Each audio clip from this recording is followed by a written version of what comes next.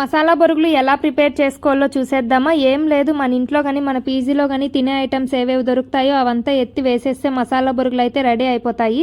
మేమైతే ఇక్కడ చిన్న చిన్నగా ఆనియన్ కట్ చేసుకొని అందులోకి టమాటా వేసి ఉప్పు కారం ఇవంతా వేసి మంచిగా అయితే మిక్స్ చేసుకుంటా అన్నాము. అలానే 18 పేజెస్ మూవీలో హీరోయిన్ పేరు నందిని కదా, అలానే నా పేరు కూడా నందినినే. వాటే కో ఇన్సిడెంట్.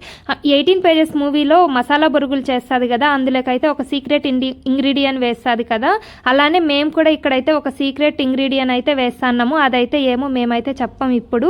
ఇంకా మన దగ్గర ఉన్న స్నాక్స్ అంతా ఎత్తి మిక్స్ చేసి వేసేస్తే రెడీ అయిపోతుంది. మేమైతే మా పీజీలో మా దగ్గర ఉన్న స్నాక్స్ అంతా ఎత్తి ఇందులోకి అయితే మేము టమాటా పికిల్ కూడా యాడ్ చేసాము. ఇంకా అలానే ఇంటి దగ్గర నుండి తెచ్చిన మురుకులు ఇలాంటివి ఉంటే ఆ మురుకులు అన్ని వేసేసి అయితే చేసుకుంటా అన్నాము. టేస్ట్ అయితే చాలా బాగుండింది.